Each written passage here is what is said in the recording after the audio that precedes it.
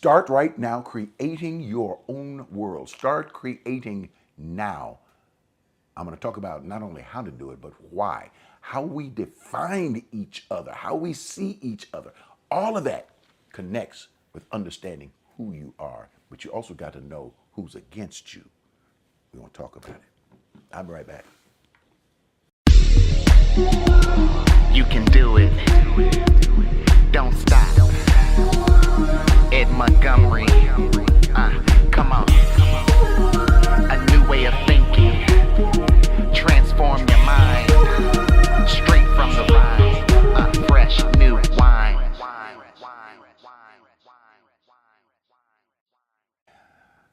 Welcome to Fresh New Wine. I am your host, Dr. Ed Montgomery, aka Dr. Ed.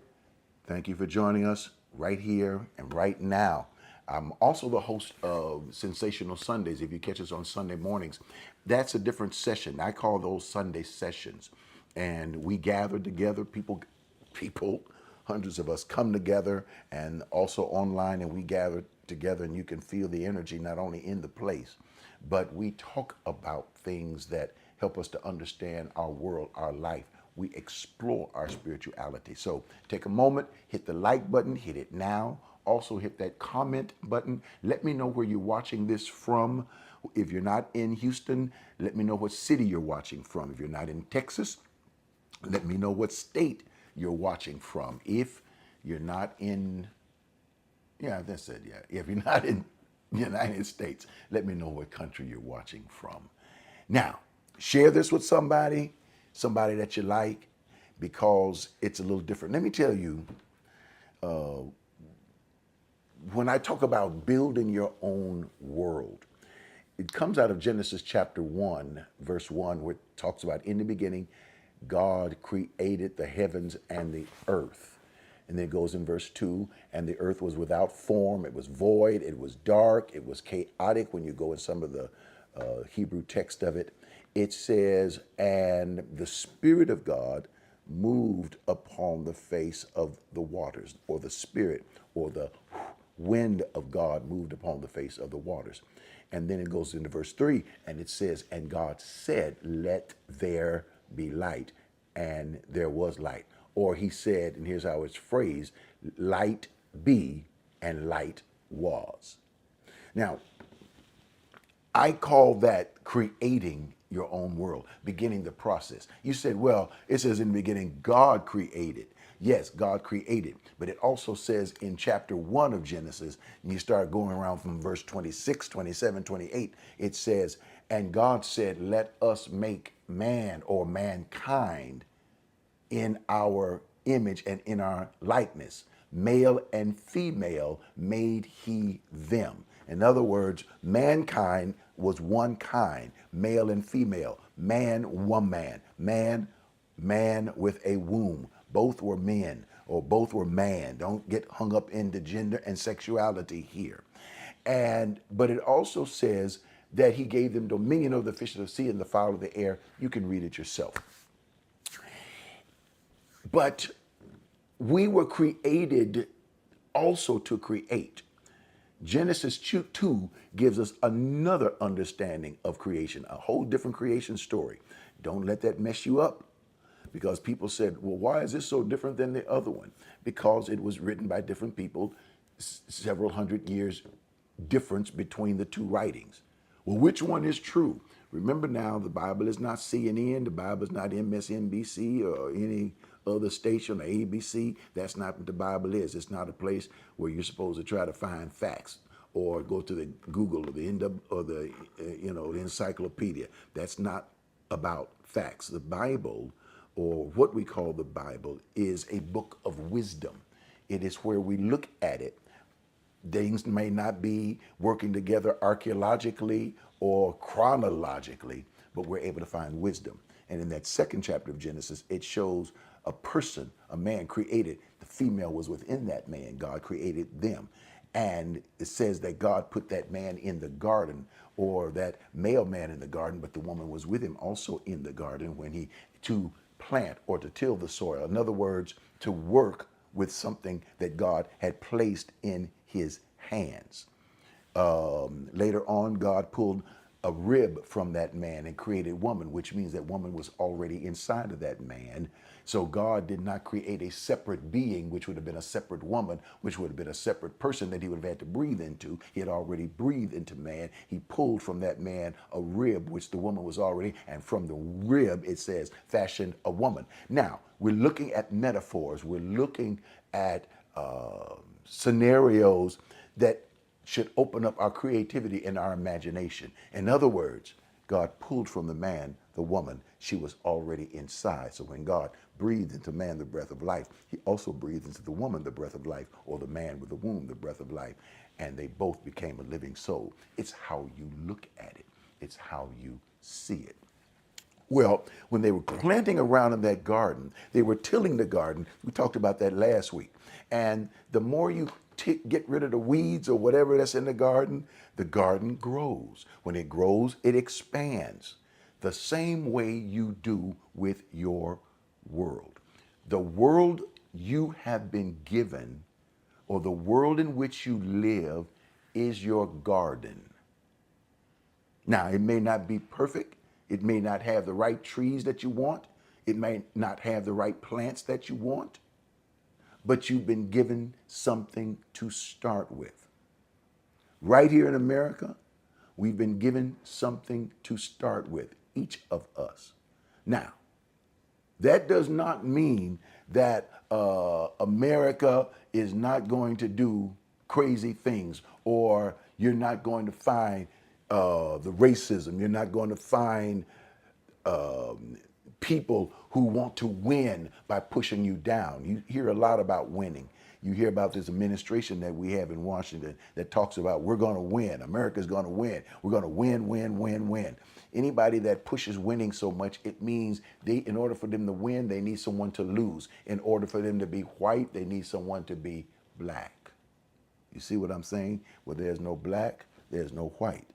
Where there's no losing, there is no winning. So that's why some people need to always win so they can have losers. They need somebody to step on, to rise up on, because they cannot rise up high enough on their own.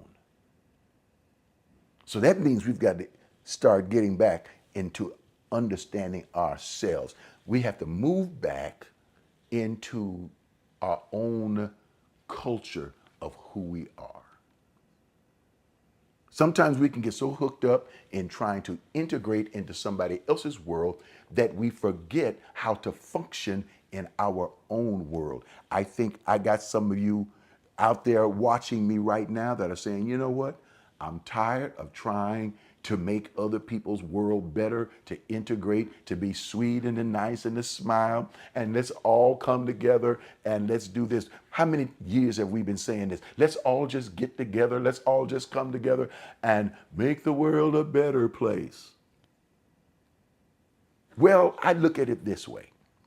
People talk about they want a seat at the table. Somebody else has a table. Somebody made a table. You got other people that are around the table. And people say, well, I want a seat at the table, which means I want to be able to have that kind of power. Well, I'm going to tell you the kind of power I would like to have. I would like to have the power to be able to sit, think, draw, architect, build, and create my own table. When I can create a table. I'm not trying to talk about build on my own. Look, you can't do this on your own, but you can create a table. You can make a chair, pull up a chair, sit at your table, and invite others to come sit around your table and learn from others. Grow yourself. Grow the inner being of who you are. Grow the inner being of who you are. Your divinity wants to explore and explode, or should I say explode and explore. Your divinity wants to get out of you and move into the planet around you. Now, one of the things, I wrote a book, it's called Heaven in Your Heart. You can go on Amazon and find it. Actually, it's on Kindle. You can get it on Kindle. You can read it, listen to it. However, I don't know if you can listen to it, but I know you can read it. And one of the premises about it is it comes out of Revelation. And it comes out of this text, I believe it's chapter 21 of Revelation. And it says in that first verse, and I saw a new heaven and a new earth, for the first heaven and the first earth had passed away. It's about future things. And it makes this statement. It says, and I saw the holy city, New Jerusalem. Now, New Jerusalem has nothing to do with the state of Israel or Israel over there. Yes, they have a city called Jerusalem. That has nothing to do with it. This is a metaphor. This means something. Jerusalem, which means peace. I saw the holy city. Who is the holy city? The holy city are spiritual people. The holy city is spiritual people. City, people, holy, set apart. It is people, not perfect people, but people who have somehow come to the understanding of who they are, come to love themselves, and in other words, and seek to love others, and also want to build great things around them. To find a little room at the table. And it says, and I saw the holy city, New Jerusalem, not the old, but the new. In other words, a city of people. It says, I saw the city, New Jerusalem, coming down from God out of heaven as a bride adorned for her husband. Now it says coming down from God, from heaven. How long have you ever heard of people talking about, I want to go to heaven. I can't wait till I die to get to heaven. I want to get to heaven. And I want to go and go see the pearly gates. Matter of fact, this chapter is where you hear about the pearly gates and the streets of gold and all of those things. How many of you understand that things like the streets of gold, these are not literal things. These are metaphors. These are types and shadows. All of these things mean something. All of these things are, as we begin to unravel things and to learn. That's why I love teaching you these things. It says, so we're looking for something coming down. God wants to come down, not take us up. God wants to come down and manifest himself inside of us. Look, I got a few more things I want to tell you, but don't go anywhere. Don't go anywhere. You all are so unique and special, but I got to share something with you. Just a few minutes, okay? Don't go anywhere. I'll be right back. You know, over the years, I've had a slogan, a statement that I've lived by. And it's been the slogan of our ministry. And what it's called is building the people who shape the world. And I'll be honest with you, I was on fire about this slogan about 40 something years ago. And I was ready to go out there and get the world saved because we're building the people who are going to shape the world. And I had this vision of being able to go out and shaping this entire planet and reaching out into nations, which we have done. But I think when you get a little older, let me say vintage, things change a little bit. And so the world I'm concerned about shaping is the world of everyday people, not the whole planet, but your world, my world. How we shape our relationships, how we shape our value systems, how we shape our morality, and in times like this, how we shape our courage. And when you begin to shape your world, you can begin to help other people shape their world, and then you can connect your shaped world with the shaped world of other people and build even greater works and greater worlds. That's why I ask you to give, because your giving helps us to be able to give how we think, how we see God, how we view ourselves through the lens of our God, through God's Spirit, through His power, through His love, how we love other people, how we help other people. This is what I believe our life's mission work is. Building the people who are shaping their worlds, to build them up, encourage, to build them into knowing that their value supersedes what other people would try to tell them about their value. It is healing broken hearts. It is realizing that I walk in abundance. I walk in places that I don't have to worry about lack. It doesn't mean that I won't have any, my pockets won't be empty every now and then, but it means I won't walk in lack. It's how we think about this. If God holds me, God has given me everything I need. Ladies and gentlemen, help us to keep doing what we do. Take a moment. Go to myalc.org. That's myalc.org. Or if you're watching this on one of our emails, click the button at the end of the email. Just take a moment and do it. Or you can text to give. And that text to give is 713-742-2035. Do any one of those things. But what you do, make sure you do it with love, because that's what's going to explode this power all over, not only the world, but shape the world you're in. God bless you. We love you. All right. Look, we've been at lightning speed. Look, just to be very real with you, I am convinced that it is time for us to work on our own selves. Yeah, okay. Instead of trying to fix the world or the planet or the city or the country around us, it's time to fix us. I think it's time for me to begin to work on me. I was talking to someone the other day, and I was talking about why we vote, why some people don't vote. And there are reasons. People say, well, things don't get better. Nothing helps me. Nothing seems like it's getting any better for anybody else. So why should I bother? I'm busy. And they got so many different things. Voting doesn't solve everything, but it's a tool in the bag for some things. You got to have voting. You got to have education. You got to change your mind. If you don't change your mind, that's Romans chapter 12, verse 1. If you don't change your mind, we do not be conformed to the system, but be transformed by the renewing of your mind. Renew your mind and you transform yourself. So as we work on how we think, as we work on understanding history, we get history books, start finding out about our history.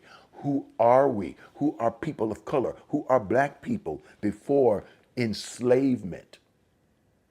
You don't start your life at enslavement. Who are black people before enslavement? And then when we look at America, when we start read some American history. Believe me, when you read American history, what you're reading is the myth of what some Americans want you to believe. Just because you see the history, then you read American history in school, oh, George Washington and Thomas Jefferson. Listen, they wrote this history because they need you to believe something. They need you to believe that George Washington chopped down a cherry tree, all these kind of things. What we got to do is get in there, read between the lines, start finding out what American history is. American history is not just a history of certain colors of Americans or certain people. American history is how this country came together, mistakes this country made, tragedies this country made, traumas this country had, and how we begin to overcome them, how we deal with each other, how we deal with people. When they talk of we the people of the United States, we the people is not just one group of people or one color of people. We the people are all of the people who have taken that slogan, we the people, and made we the people, me the people. When you become me the people, now you're taking the words and using those words to create your own world. Words create worlds. In the beginning, God created the heavens and the earth. Earth was without form, void, dark, chaotic, and the Spirit of God moved upon the waters, and God said, let there be light. When you speak, when you say, you create your world. Keep saying, what do you want to do? What kind of world do you want to create? First of all, you got to create the world you live in. how you want your friends to be. Do you want toxic friends or do you want better friends? Do you want toxic relationships or you want better relationships? You got to start talking about what you want. Do you want a toxic workplace or do you want a better workplace? Maybe it's time for you to get another workplace. There's a lot of things that we start creating your own world and enjoying your own world. Then create your own beach, and then create your own coconut tree, and then create your own coconut tree and cut the coconut off and put the straw in the coconut and put a little something in the coconut and put a umbrella in the coconut and sit under your own coconut tree, sip your coconut drink on your own beach that you created in your own little small world, and at least have a vacation on your own little world. And if that's not big enough, then it's time to build some more. I gotta go. Hey, don't forget to subscribe to my channel. Hit that subscribe button, smash it, crash it. Let us